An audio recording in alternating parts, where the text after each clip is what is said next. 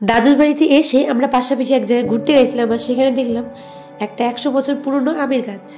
High, I am Karishma, welcome to our mini blog. আমি গেছিলাম আমার মামার মেয়ের সাথে ঘুরতে, আর গ্রামের ভিউটা এত সুন্দর লাগতেছে দেখতে। আর যেতে যেতে তো রাস্তায় দেখলাম সর্ষার ক্ষেত, ওটা দেখতে অনেক সুন্দর লাগতেছিল। তারপরে বাড়িতে এসে আমি ব্রেকফাস্ট কমপ্লিট করে দাদুরা তো গেছিল পুকুরে মাছ মারতে।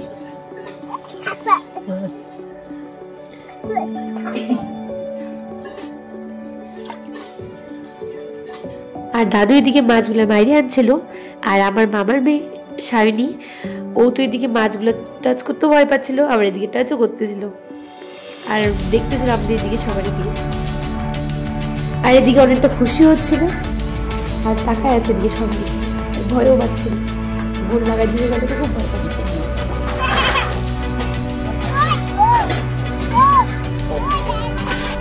আজকের জন্য এতটাই, বাই বাই।